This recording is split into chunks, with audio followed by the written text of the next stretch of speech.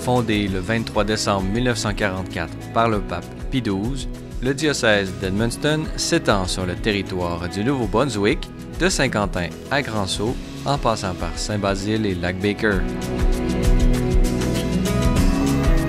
Nommé par le pape Benoît XVI le 5 janvier 2009, Monseigneur Claude Champagne est membre de la Congrégation des Oblats de Marie Immaculée et a fait de l'annonce des paroles de la vie éternelle le moteur de son action pastorale. Attentif aux besoins de la portion du peuple de Dieu qui lui est confiée, le diocèse d'Edmundston est pleinement engagé dans le tournant missionnaire tel que voulu par le pape François. Dans cet épisode de Sur la route des diocèses, nous irons donc en sa compagnie à la rencontre des différents visages de l'Église catholique dans cette région du Nouveau-Brunswick.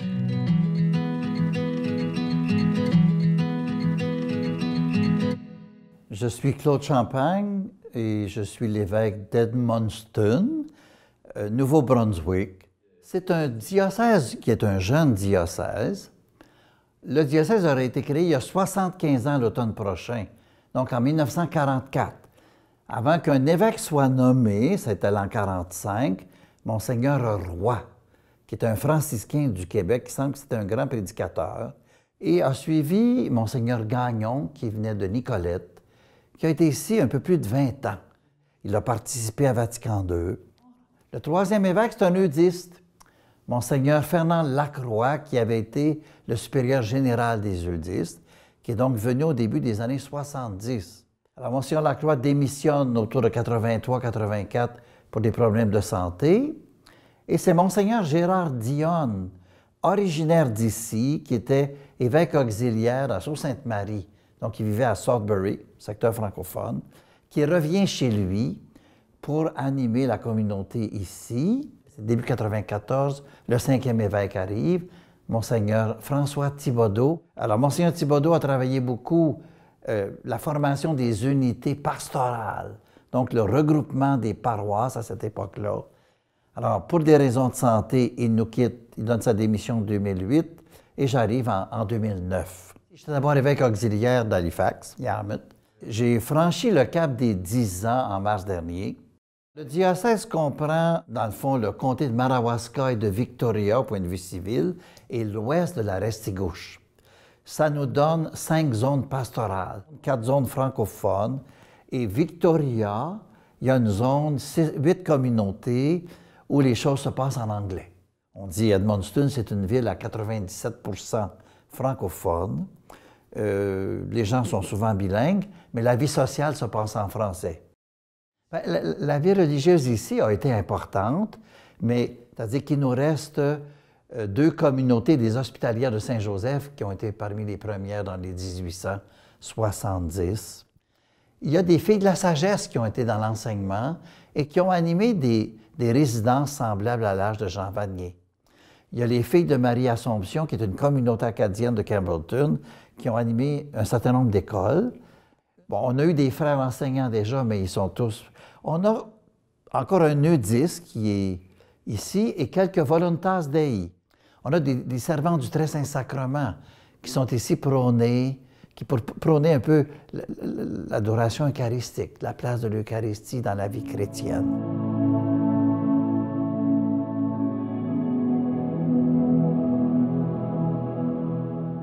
Ici, vous êtes chez les servantes du Très Saint-Sacrement, communauté contemplative au cœur de l'église d'Edmundston. Alors, nous sommes ici depuis 71 ans. Notre fondateur, c'est Saint-Pierre-Julien Aymard, un prêtre français qui a fondé les servantes du Saint-Sacrement en 1856 à Paris. Et puis ensuite, l'œuvre s'est développée dans tous les pays, les continents.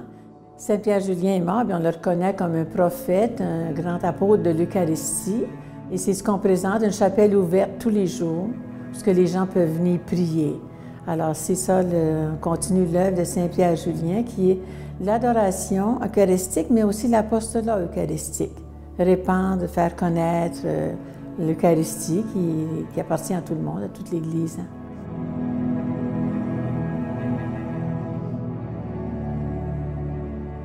Dans le fond, le Christ, c'est lui le chef de toute l'Église. Alors, il faut toujours référer à lui quelle que soit notre mission dans l'Église.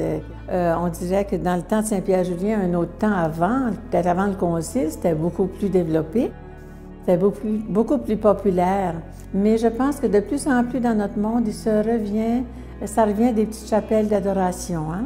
Dans les paroisses, même souvent sur l'initiation des laïcs. Donc, c'est très important. Moi, je dis qu'il faut rappeler au monde l'importance de cet aspect de notre vie chrétienne.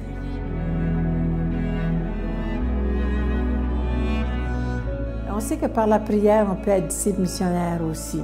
Bien, que Sainte Thérèse soit reconnue la patronne des missions alors qu'elle n'avait jamais sorti de son cloître, son couvent. Puis ici, ben, je sais pas, c'est un petit projet qu'on a fait d'inviter aussi les personnes âgées qui sont dans des foyers, qui sont pas dans la masse, là, dans l'activité, de s'unir aussi à nous en prière. Fait qu'on va les contacter, on a un petit projet qu'on leur donne une petite croix qu'on appelle disciples missionnaires en prière. Alors, ça fait presque plus de 2000 qu'on distribue pour leur faire prendre conscience que par le baptême, tous les jeunes et moins jeunes et âgés, sont aussi disciples missionnaires. C'est un peu cet aspect-là qu'on apporte ici au diocèse.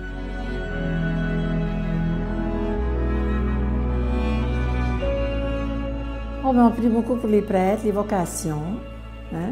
Puis soutenir notre évêque, c'est important. Puis ensuite, bien que des laïcs. Mère Teresa, elle allait vers la misère. Nous autres ici, priants, là, on dirait que la misère vient à nous.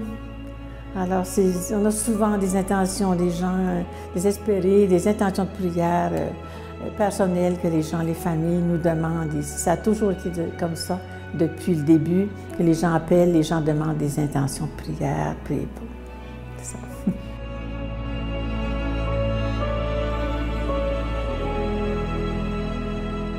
Moi, j'ai toujours été une personne à tempérament. Je lâche pas.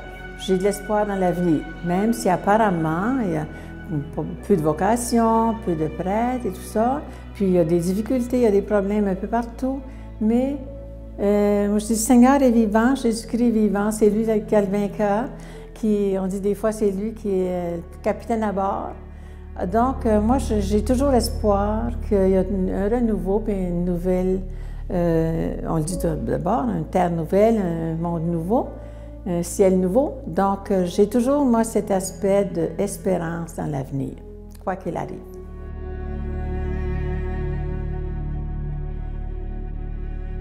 On peut dire qu'il y a à peu près 45-46 000 personnes dans le territoire et presque, je pense qu'on dit 45 000 catholiques.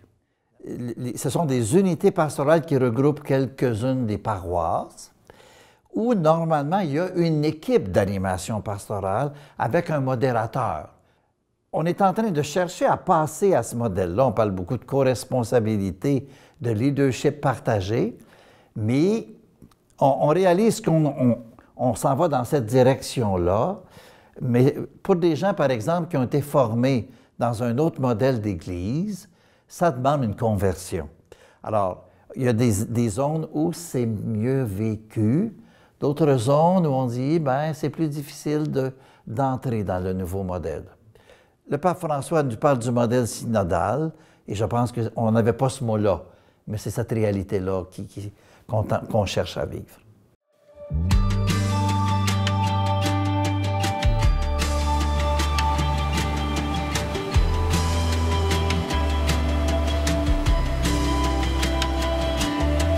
On a regroupé dans le diocèse toutes les paroisses.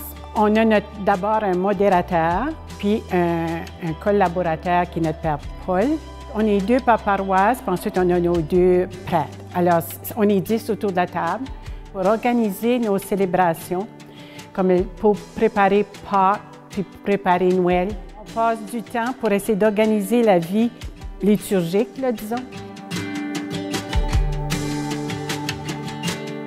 Je suis le collaborateur de l'unité pastorale de Notre-Dame des Sacrés-Cœurs.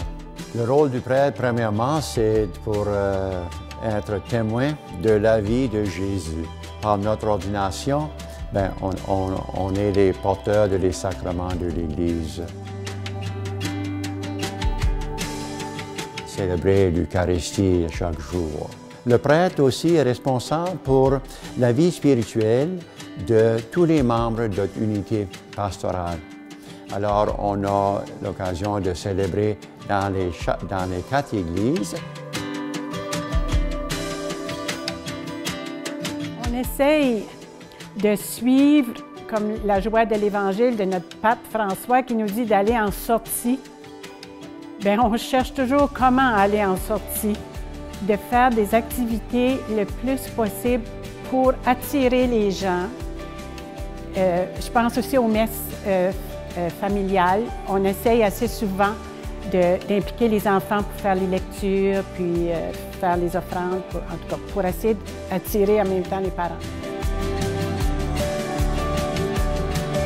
J'aime célébrer l'Eucharistie quand on a des jeunes avec nous autres, des jeunes familles, des jeunes enfants.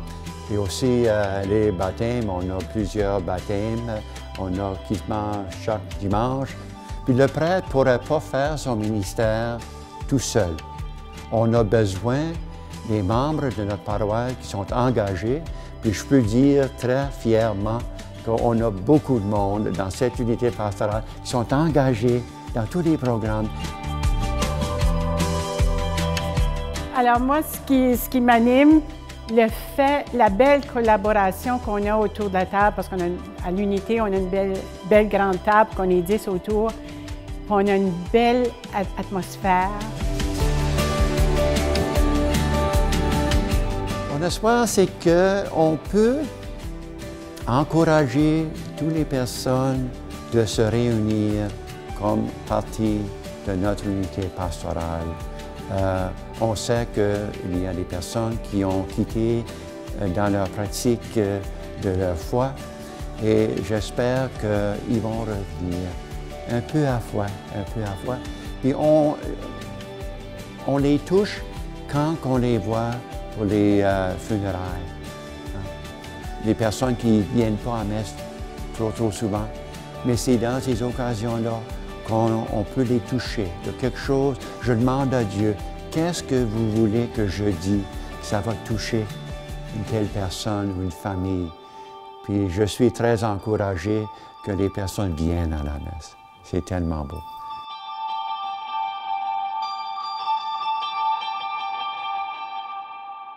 Nous avons 31 paroisses, près de 30 prêtres, mais il y en a peut-être une dizaine qui, pour des raisons d'âge ou de santé, ne sont plus actifs. Je dirais on a une douzaine de prêtres modérateurs impliqués dans les unités pastorales et peut-être une autre dizaine de prêtres qui font du ministère occasionnel. Déjà, quand je suis arrivé, il y avait un prêtre ou l'autre du Congo qui ont montré un sens missionnaire assez remarquable. On a un prêtre qui est à Saint-Quentin depuis 10 ans et je pense qu'il a su vraiment être à l'écoute pour plonger dans ce monde d'ici.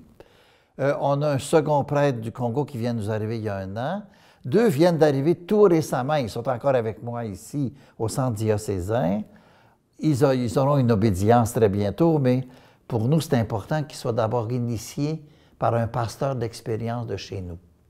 On veut favoriser leur intégration, mais notre contexte est très différent de celui du Burundi. Alors, l'importance, ensemble, je m'informe de tout ce qu'ils vivent là-bas, mais de réaliser chez nous que c'est un peu différent.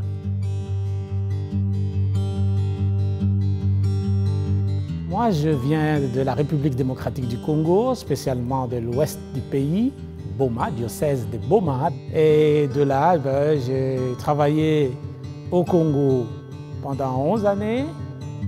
Et il y a eu une demande qui venait du Canada pour des prêtres de mon diocèse.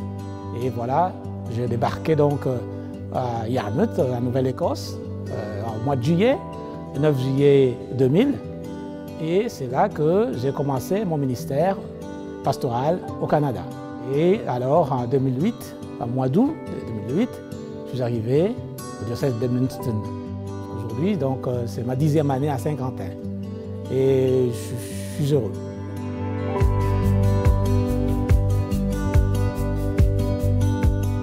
Ce matin, nous sommes allés à la résidence Monseigneur Mélenchon parce que nous célébrons à chaque fin de semaine une messe.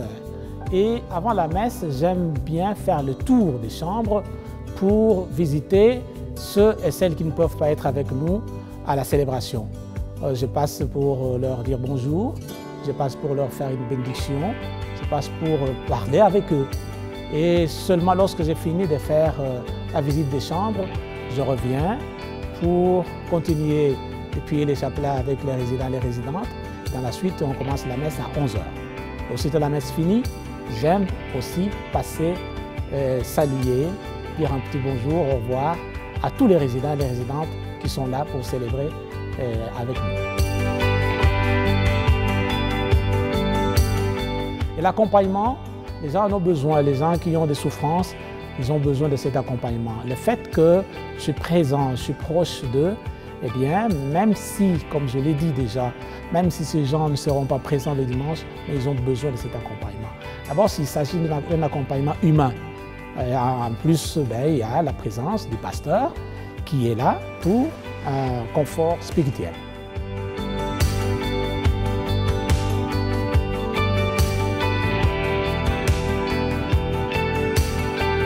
Évidemment, ici, ce que le milieu a connu beaucoup plus la foi catholique que d'autres religions. Alors c'est ça l'avantage d'abord, c'est un grand avantage, parce que les gens, même si c'est des gens qui sont loin de la pratique au niveau de célébration, même si les gens ne sont pas présents, mais les gens restent toujours en communion et en communication avec la foi catholique et donc avec les pasteurs que je suis. Et donc, moi comme pasteur, j'essaye d'être en communication avec tous ces gens-là. Et lorsque vient le temps où on demande une petite prière pour les motonésistes, j'y vais, ça donne l'occasion. Et ça fait un contact. Ça fait un contact parce que ce n'est pas des gens qui ont abandonné leur foi, même si l'expression n'y est pas tout le temps, mais c'est des gens qui gardent leur foi.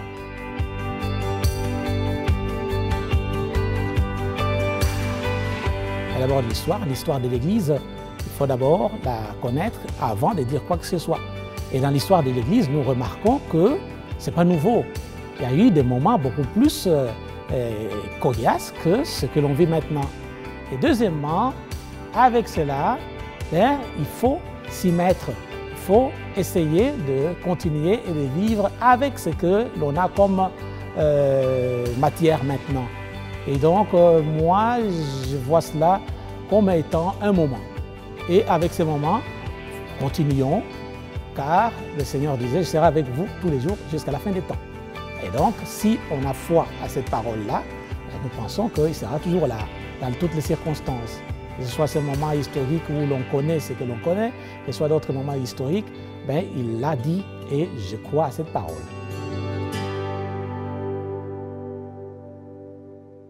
On a une paroisse qui est Sainte-Anne de Madawaska, à 30 km au sud, qui est un peu comme un sanctuaire régional à Sainte-Anne. Et je pense qu'il y a une tradition de neuvaine préparatoire à la fête du 26 juillet qui va chercher des gens d'un peu partout dans le diocèse, même des États-Unis. Donc, il y a des gens d'ailleurs qui viennent prier Sainte-Anne pendant cette semaine-là. Donc, c'est quand même, c'est pas Sainte-Anne de Beaupré puis Sainte-Anne du Bocage, mais c'est quand même très important pour notre région. Notre défi, c'est d'abord d'avoir une pastorale jeunesse. J'avais dit ça au pape Benoît XVI lors de la visite à Dlémina. On n'est pas encore au niveau de parler de vocation spécifique. Pour nous, le défi, c'est de donner le goût de l'Évangile à la jeune génération. L'an dernier, on avait déjà un groupe d'une douzaine de jeunes de 18 à 35 ans qui ont mis sur pied déjà une première activité qu'on a appelée le Party du clocher, sur les parvis de la cathédrale, où après un lunch de hot dog offert par les chevaliers de Colomb, on pouvait faire visiter la cathédrale et faire comprendre qu'est-ce qui se vit dans ce lieu-là. On cherche à mettre sur pied un alpha jeune. Alors, c'est un peu le défi. Quand on disait l'évangélisation des jeunes, ça ne sera que par les jeunes.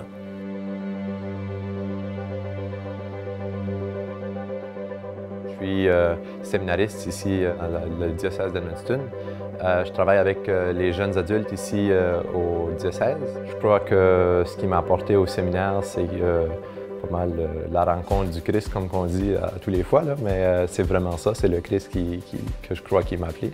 J'ai vraiment aimé ça là, au Grand Séminaire de Québec. La vie communautaire, j'ai adoré. La vie en prière et tout ça, c'est incroyable. Vraiment, c'est quelque chose que ça vaut la peine d'investir son temps, puis de vraiment de poser des questions, puis d'essayer de comprendre. Je pense que c'est quelque chose qui est, en tout cas, très apprécié de ma part, puis qui serait apprécié des autres si on prend le temps de cheminer là-dedans.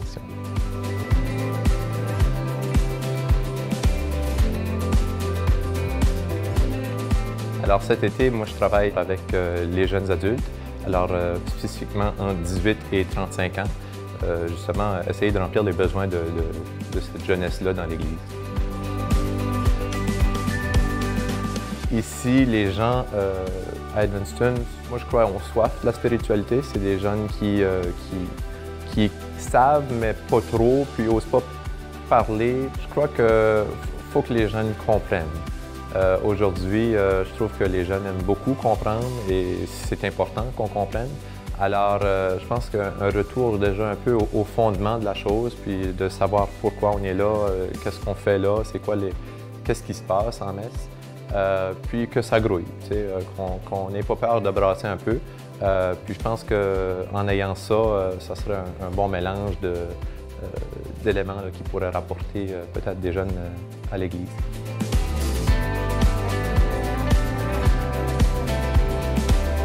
On est une dizaine, on n'est pas beaucoup, mais on travaille pour essayer d'en recueillir d'autres. Veux pas, on est dans une société qui bouge très vite. Tout est vite, technologie rapide et tout ça. Puis je pense que la patience, comme le pape François nous mentionne, là, que le temps est quasiment plus important que l'espace, c'est d'entamer des processus, puis de se lancer là-dedans sans avoir peur, puis même sans avoir en tête un résultat. De se lancer, puis d'avoir le courage de se lancer aussi. Fait que le courage puis la patience, je pense que c'est quelque chose qui pourrait être très utile avec nous autres, les jeunes.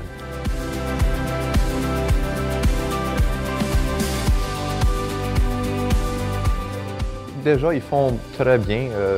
Je trouve que les gens sont très à l'écoute, surtout des jeunes, pour essayer de comprendre la réalité des jeunes.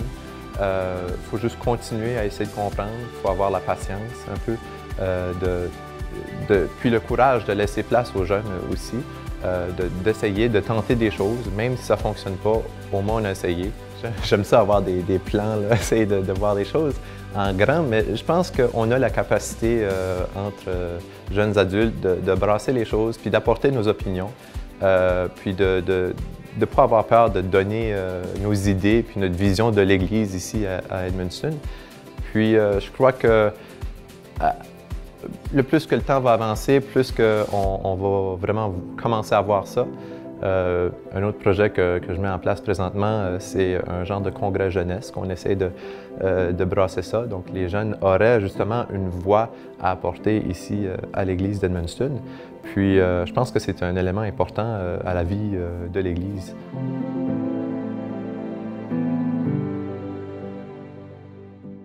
C'est encore de transmettre l'Évangile à la génération qui pousse. Écoute, humainement parlant, c'est problématique. C'est dans la foi. Nous, on s'aime. Je ne sais pas quand il y aura la moisson.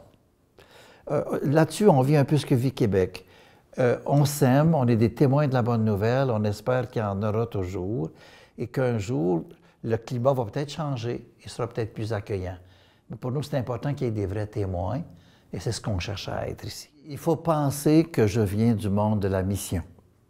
J'ai enseigné 20 ans aux sciences de la mission à l'Université Saint-Paul d'Ottawa et c'est vraiment ce qui me colore. Donc, dès le début, cette question du contexte missionnaire, de la mission, on le vit depuis les derniers 10 ans. C'est intéressant que quand le pape François est arrivé, c'est comme s'il venait confirmer les orientations qu'on avait déjà chez nous. On était sensible au fait que, oui, on vit dans un contexte missionnaire et qu'aujourd'hui, les gens catholiques engagés, ils sont très engagés, mais ils sont très minoritaires dans notre milieu. C'est peut-être pas aussi radical que la pratique au Québec, mais dans le monde francophone, c'est assez rapproché à ce qui se vit au Québec, tellement qu'on n'appartient pas à la région du Québec, mais notre responsable de la pastorale, notre responsable diocésaine de la pastorale, va comme observatrice aux rencontres de l'Est du Québec. Parce que les défis qu'on y rencontre ressemblent beaucoup aux nôtres. Okay? Donc, qui fait que même le document des évêques du Québec pour un tournant missionnaire, c'est évident que chez nous, ça nous rejoint et qu'on y entre. En fait, notre thème cette année, Ensemble, disciples missionnaires. Donc, c'est le pape François, c'est un peu ce qui se dit au Québec. Et pour nous, c'est un peu dans cette ligne-là qu'on travaille vraiment. Pour moi, c'est le cœur de nos préoccupations. Donc, d'en être des vrais témoins et faire en sorte que ceux qui sont déjà en Église soient de plus en plus conscients de leur mission et qu'eux-mêmes annoncent l'Évangile aux autres.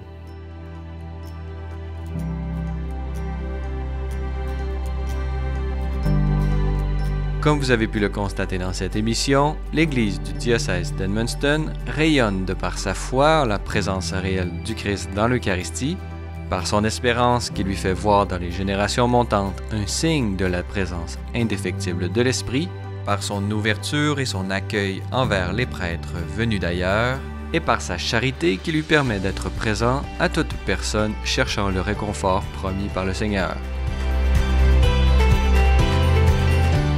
Prions pour que, continuant de laisser leur vie transfigurée par la présence de Dieu, son royaume continue de croître et de produire les fruits de la vie éternelle.